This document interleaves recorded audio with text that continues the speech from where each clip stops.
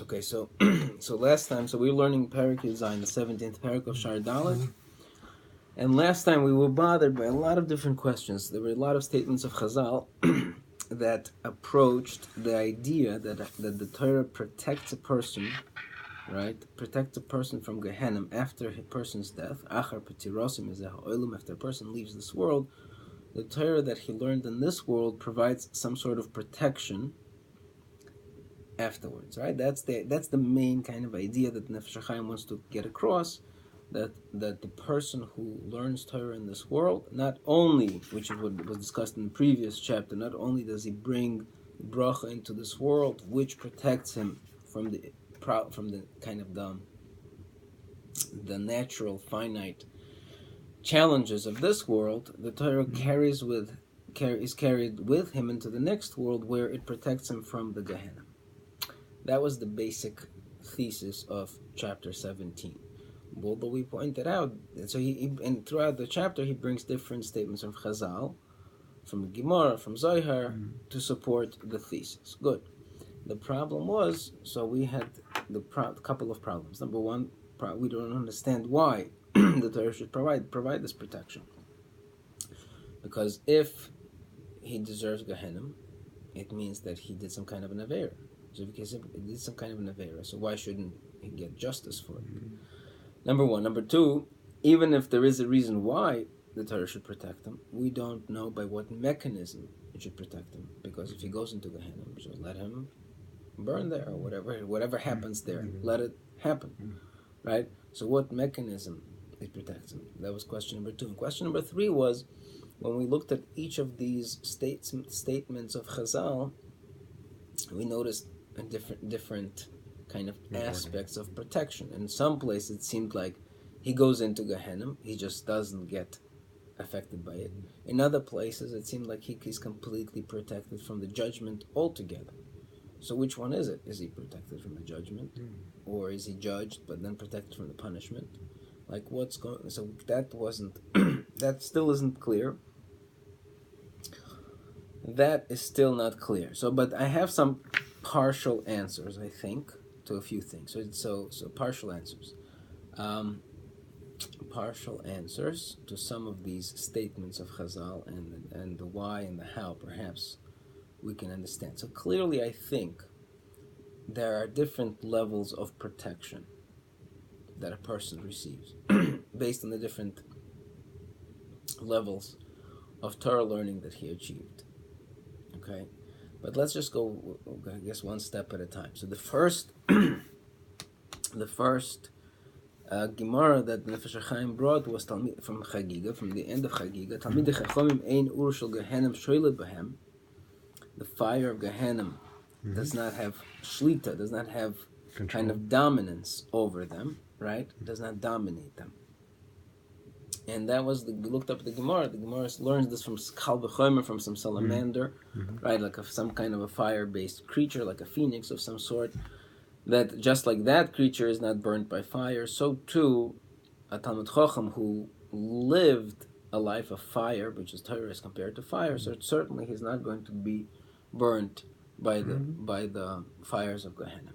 So there's a Tosfos Yeshanim that brings down over there the following idea. So he asks the basic question. He doesn't ask our question, meaning why should the Torah protect him? The question that he asks is, well, if the Torah protects him from Gehenna, so why is he brought there in the first place? What's the point? Right. What's the point? And so he says, so obviously, so then he says, what's the point of Gehenna in general? He says the point of Gehenna is to purify, right? The person did some kind of like Averis here, right? He picked up some dirt, let's put it this way, right? Picked up some dirt, and then the other Gemara that he brought from Chagiga was that Talmidei Chachomim shesorach, even though he spoiled, meaning he did some Averis, ein Torasoi nimesas. The Torah is not disgusted, does not become disgusted. And again, the comparison there is to an egois. It's like an almond which is surrounded by a very hard shell. So even though it can get dirty on the outside, the inside remains pure. Okay, those are the two statements of Chazal, of Gemara Chagiga, that Nefesh HaChaim puts together for us. Now, so the idea is like this. The idea is, so he's brought into Gehenna, right? And he's not affected by it. But if he's not affected by it, then isn't he missing out on the purpose of Gehenna? Because the purpose of Gehenna is to be affected by it, so you can be purified, so that your neshama can go past the Gehenna into the next world and live this life of connection to HaKadosh Baruch Hu that the dirt was preventing him. So why is he brought into Gehenna? And if the Gehenna is not affecting him, what's the point? So he says a beautiful thing. He says a beautiful thing. He says, obviously, by being brought into Gehenna, the Gehenna is able to have an effect, the desired effect of purification from the Aveira that this Talmud Chacham picked up while in this world, right? So the purification must happen. But the purification happens without the kind of the effect, the shlita, without the dominance that the fires of Gehenna have on a regular person, right? So the idea, what I think is to explain that was explained like this, meaning, let's say, right, you have, let's say, your iron griddle or whatever, your iron frying pan that you fried it over the years and it became oily. So what do you do with it if you want to clean it out? Right, you stick it into your self-cleaning oven, let's say, right? You crank up the temperature to whatever it is. It gets boiling hot, and all of the impurities that are right now embedded in its pores are expelled. They're burnt out. So the impurities are burnt out, and the iron skillet or whatever it is, pan, right? It comes out now as good as new, right? And that's kind of the idea of Gehenna. Now, the Torah that the Talmud Chacham learns, right? It's like fireproof liquid oil that he puts on, meaning, so the impurities can get burnt up, right, and separate from him, but his essence can remain untouched by the process, right? So the idea, what I would say is like this, meaning again, right now I'm just thinking out loud, but basically like this, meaning, so when a person does an Aveira, right? When a person does an Aveira, right? So the Aveira now becomes part of him. I did a certain action. I got angry, let's say, right? I got angry, and now with that anger, what was expressed. Before it was dormant, now it was expressed. So now something that is expressed becomes more part of who I am, right? And that's really all of our lives, because Hashem gives us an nisayon. If we express our good midas, so then our good midas become more of who we are. If we express our bad nature, then the bad nature becomes more part of our DNA, right? So now a person gets angry, and he picked up the Aveira, and now, because now that negativity that was lying as a dormant recessive gene, now all of a sudden became expressed, right? So now he needs the purification process of Gehenna, right? Or tshuva. I mean, not or sometimes both, right? Sometimes we know that a person could do tshuva, but the damage on some level is still there within his neshama, and so it needs still the purification process, right? Because again, it became part of who he is. And real tshuva, a person who does real tshuva, he has to be so he has to like surgically continue removing all of the dirt, scrub it clean, right? And that's a process that's really difficult once an Aveira has been done, right? I mean, we think, okay, I went to shul on Yom Kippur, I said Hashem nu bagadnu, good, I'm done, I'm as pure as good. It's not true. That's not reality. Reality is everything that we do, it affects who we are. It becomes part of our DNA. It becomes part of our internal personality. This is who we are. And to undo that damage, you can't. It's not like there's a process. It's like, I mean, we know that somebody who does many Averas for a long time, right? That baggage remains with them for the rest of their life. They may have done tshuva on it, but they have become a different person as a result of those actions. So the baggage is there. Yes, we say that through real tshuva, that baggage can be transformed into something positive, And that's true, but that baggage is forever part of that human being. He has been transformed by the years of his life living a certain way. So maybe I'm saying, I'm not sure, but when a person goes into Gehenna, we say, yeah, it's going to be this purification. The dirt will disappear. Nothing just disappears. It's part of who I am. There is this miracle, I would say, called Gehenna, that it somehow is able to rectify a person, but any rectification process causes a transformation within the very fabric of who I am. It's not magic. I mean, it is magic, but it's still not magic. There's still some kind of an effect. So now we're saying, but a Talmud Chacham, so here's the punchline. If a person has lived a life of immersion of Torah, as we've seen, then he lives on a different plane of existence. His essence, of course, is much more connected to HaKadosh Baruch Hu than anybody else, because he lives in a different intellectual sphere, right? So then, of course, any Avera that he does, there is still a layer of separation of that Avera and his essence. So when he goes into Gehenna, so the Gehenna can do the purification without having to, that meaning the surgery that's required is much less. Much less intrusive. Right. Invasive. Right, much less invasive. So therefore, that's what I'm saying. That's what I think is happening over here. So there is a why, there is a how, and that explains partially what's going on. Meaning, on some level, again, we don't know which level of a Talmud Chacham this is.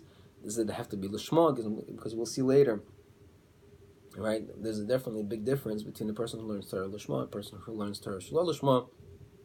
But the idea is that that on some level, a Talmud Chacham, I'm assuming, even if you learn Torah Shalom Lishma, he still lives in a different lifestyle, a different plateau. He's on a different plateau where the Avera that he does not penetrate and is not so intertwined with his essence. And so when he goes into Gehenna, the cleansing process is much simpler. He does go in, because he needs to get cleaned. He does go in.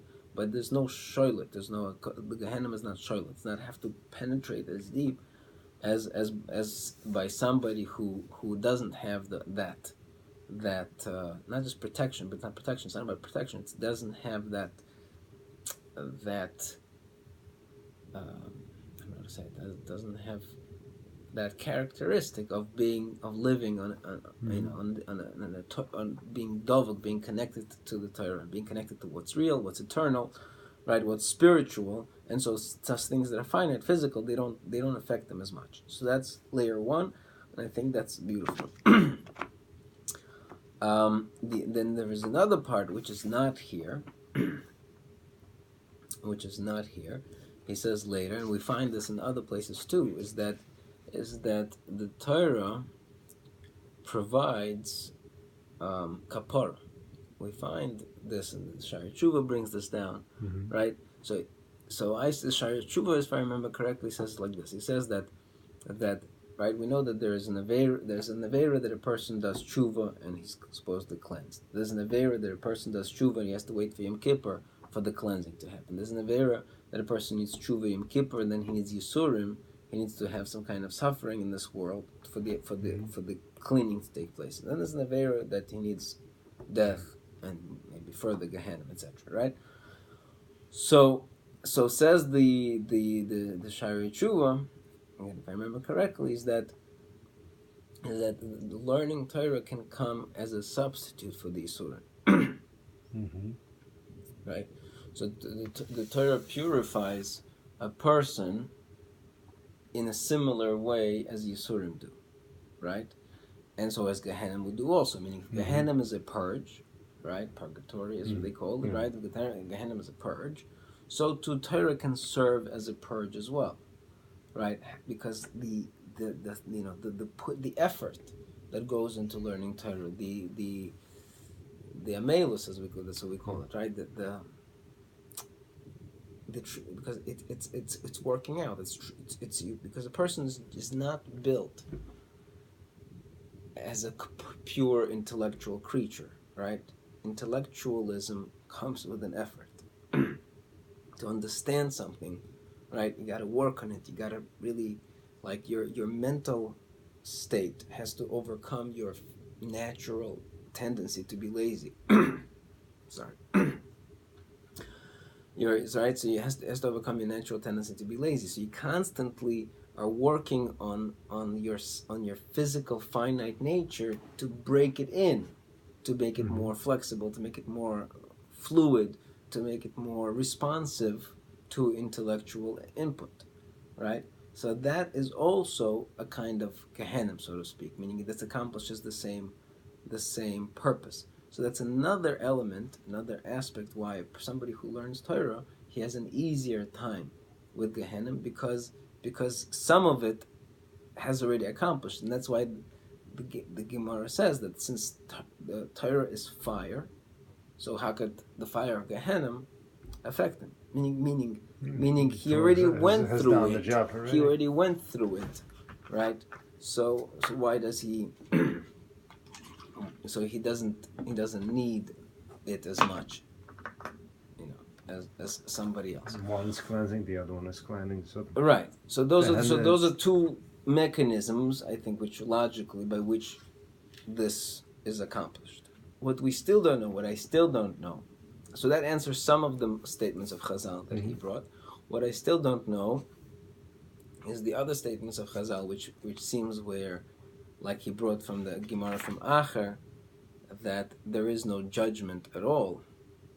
yeah. He is saved from judgment. That I don't yet have clarity on this. The only thing that I could say is that there is an aspect of Midah Keneged Midah, right? Because as you said from the previous chapter, that somebody who is learning Torah, he's constantly bringing bracha into this world, right? So he's constantly bringing positive into this world, chesed into this world, rachamim into this world, right? So he's a source of all of these good things, right? So therefore, so midah keneged midah. So you have a person on one hand, like could be like the kind of the the debate by Acher that the HaChaim presented over there when he went up to Shamayim, is that on one hand, he's a sinner. Right. We got to judge him. On the other hand, he's been bringing this blessing and chesed into this world for all of his life. So which one do you do? Do you put him into the atmosphere of din, or do you follow the atmosphere of bracha, which he deserves, and chesed, right? And so he was stuck in this limbo where he couldn't, right? So the burn and agree, right. So that's the other idea, that there's a certain midah keneged midah, which when you're coming to a judgment, I mean, I guess in a modern day equivalent, we find that, let's say a criminal comes before the judge, people from the community, people start writing letters of support and this and that, meaning he did the crime, but they also want to show to the judge or to the jury that he's been a contributing member of the community on so many different levels, so therefore the judge should go easy on him. And sometimes that does make a huge difference in the outcome of the trial. So that maybe is like a similar idea, is that somebody who has been this source of blessing because he was so connected to the Torah, so then the judgment takes on a different shade, what's the word, like a lighter, you get the lighter version of it. All right, so these are some ideas that's been floating around. But anyways, let's continue inside. So where do we stop? So I have a V'shom b'Parshas Chaye.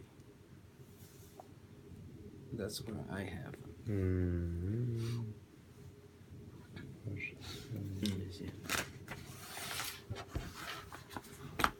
We did this. No, we did all of that.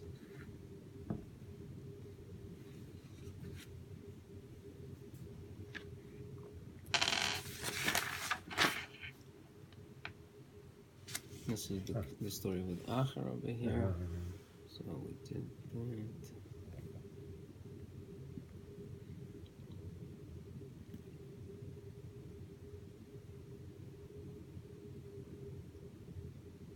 Okay, let's start actually higher up. So let's start over here because that's another statement that I don't have any clarity on. So let's just remind, because I want to just remind myself that something else that needs to be answered. This Zohar Uberaya Mehemna Truma Kufla Medalit. So he says like this: Pekudo Lilmoy Torah, the commandment to learn Torah, b'chol yom, every day. The ihu rozo de memnuso ilah. It is the secret, right? The learning of Torah is the secret of the higher up emuna. Memnusa means emuna. Right? So there's a lower emuna and there's the higher emuna. So learning Torah either brings you or it is itself a higher emuna. Leminda orche de kuchabrichu. How do you get to this higher emuna? I guess through the knowledge, leminda, to know orche, the ways of HaKadosh Baruch Hu. So the whole man ishtadel be'araisa, whoever is putting effort into learning Torah, zochi b'hai alma, he merits in this world. Zochi b'hai alma, merits, or maybe he's cleansed, mature. V'zochi be'alma de'osi, and he merits in the next world. V'ish taziv, and he is saved mikol kitrugin bishin, from all adverse, all the negative kitrugin. Kitrugin means like kitrug is like a prosecutor, right? So like from all the libelous, I don't know, whatever. All the libels of a prosecutor. Well, I begin because the Raisa Rosa de Menusa Ihi, because the Torah is the secret of this faith. The Mandi Isasik Bo, whoever is involved in it, Isasik be Menusa Ilah, is involved in this higher level Emuna.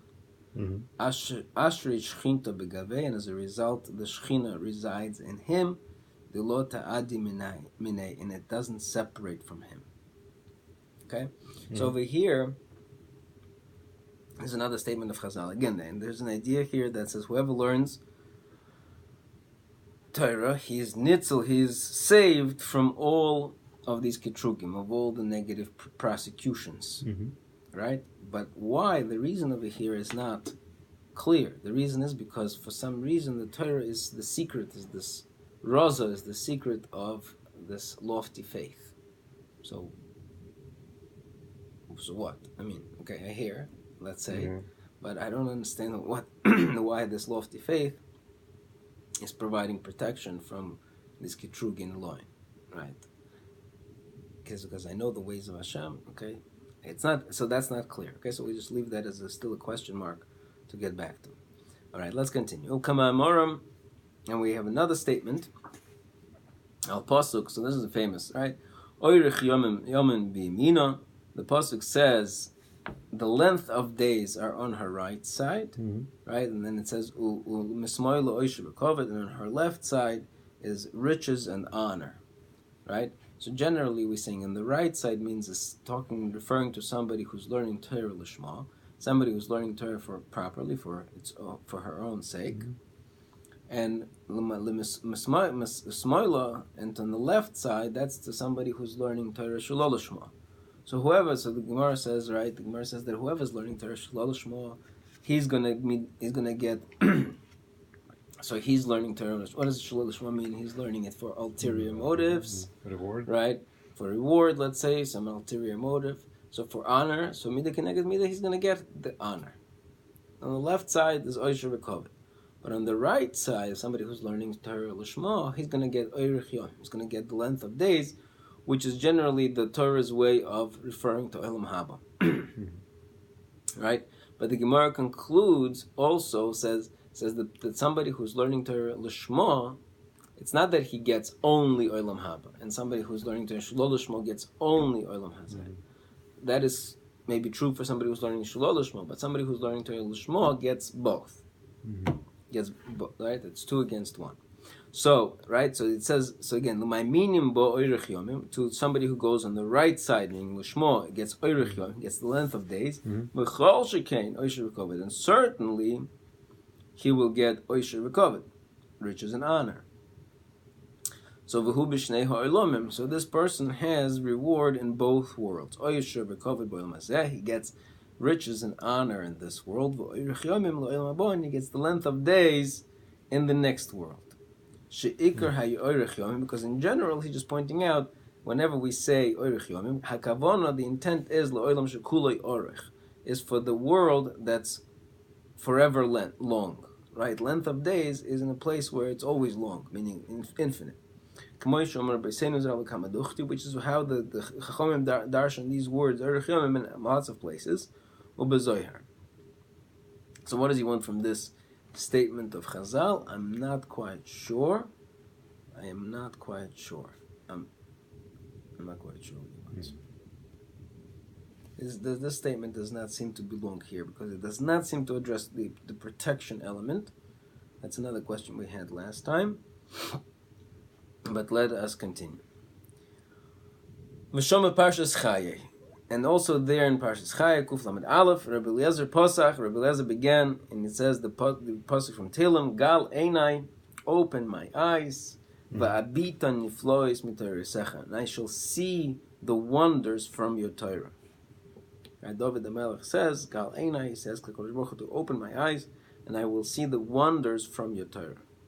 So the Zohar says, Kama inu bnei nosha tipshin. How dumb are people?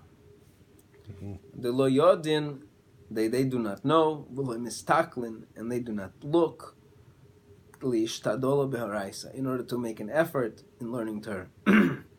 Why? Why is that dumb? Begin the Raisa kol chaim, because the Torah is all of life, v'chol cheiru, and all of freedom, v'chol tov, and all of good. Be'alma dein in this world, or be'alma de'osin in the next world. Ihu cheiru, he is, meaning the person who learns Torah, is truly free. The alma dein in this world, or the alma de'osi. Chayin inum be'alma dein, they are truly alive in this world.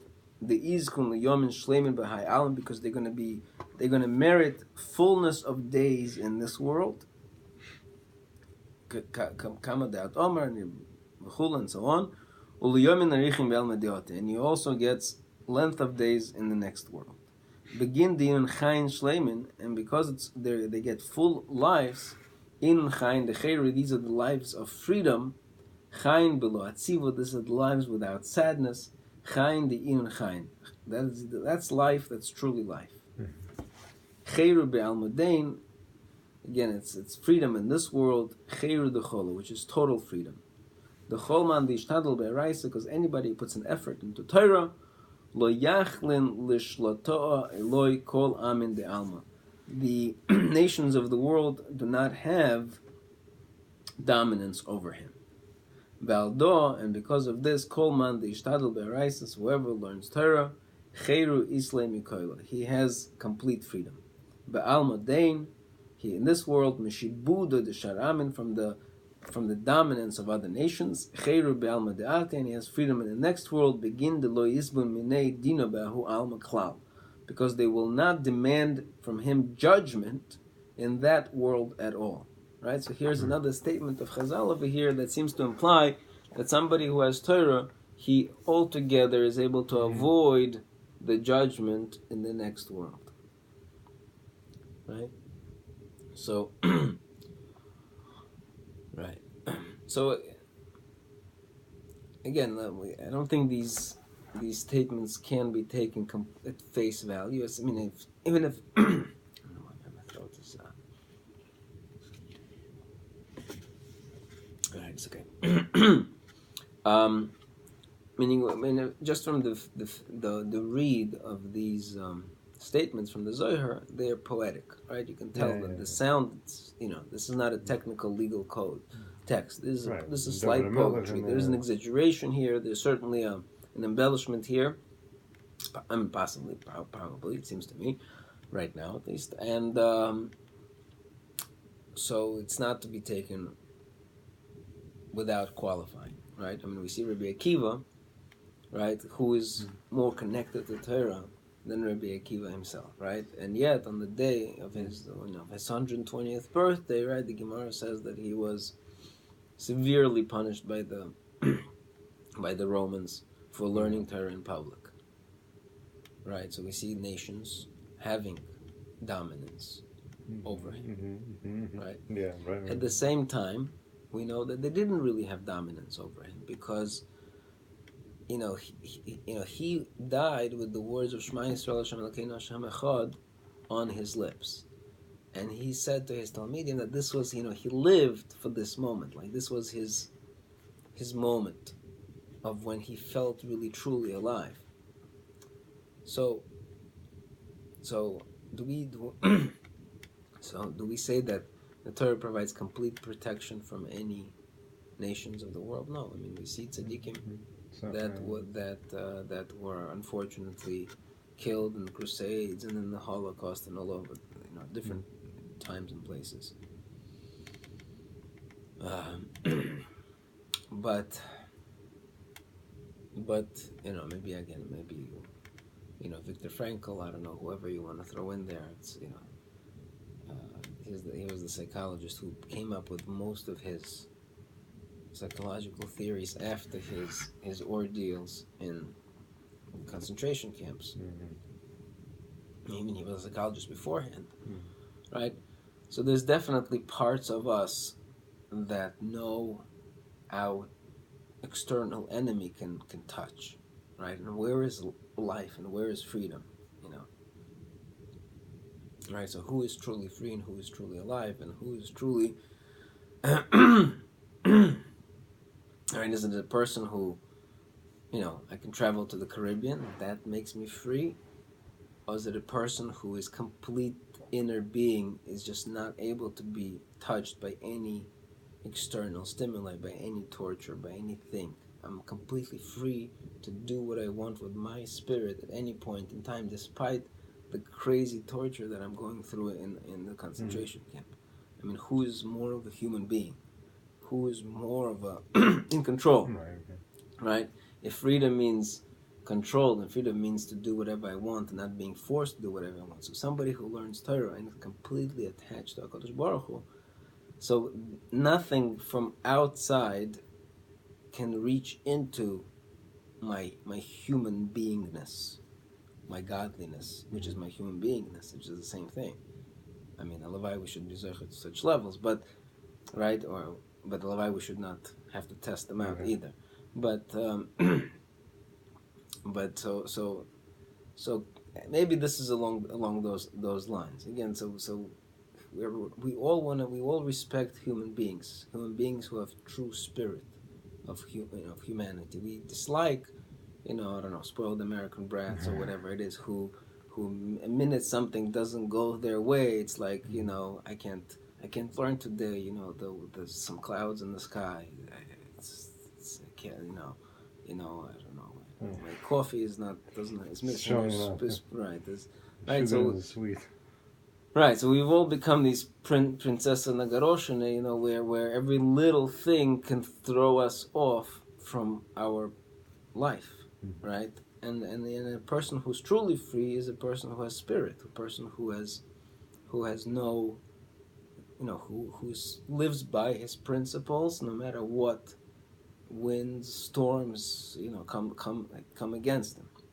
And that's true freedom, and that's true life. That person is truly alive because that's human. That's spirit. That's humanity. That's So that's somebody who learns Torah. So somebody who learns Torah lishma, he's attached to that Torah. So he lives a life of ideas and concepts that are way above this physical world. So of course that person has more humanity and has more spirit, which is humanity.